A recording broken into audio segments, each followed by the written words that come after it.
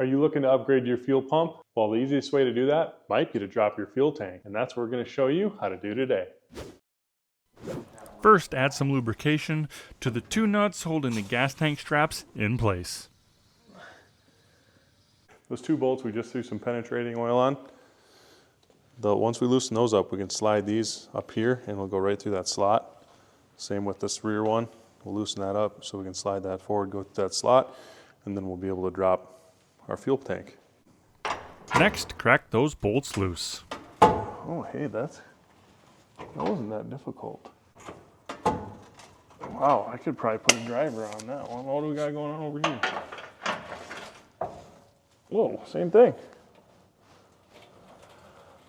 Now that we have those nuts loose, disconnect your wiring harness, fuel line, and anything else that's going to keep your tank from dropping nicely.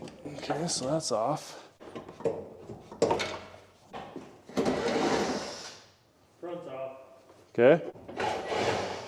Back's off. Okay. Well, it's not coming down though. There goes one strap.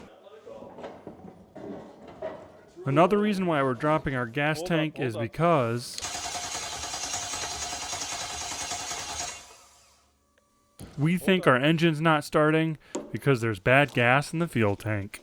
So we're not just dropping this engine to replace the fuel pump, we're also going to clean it out to see if that bad gas was the reason our engine wasn't starting. We've got a ton of videos on that LS rebuild, and if you want to watch that playlist, you can click the link in the upper right.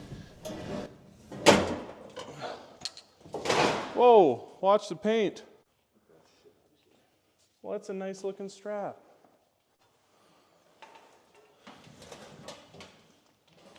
Now that we have our tank dropped, we went in and power washed it off and cleaned the inside out with some Dawn dish soap to get this tank ready to get its new fuel pump and get back in the truck.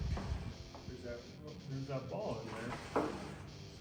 Thanks for watching this week's episode of The Roy Garage. Don't forget to like, subscribe, and turn on notifications so you don't miss our video next week when we put a new Holley Performance fuel pump in this. Did you ask the internet if we need that little ball or not? No, I haven't. You want me to? Yeah.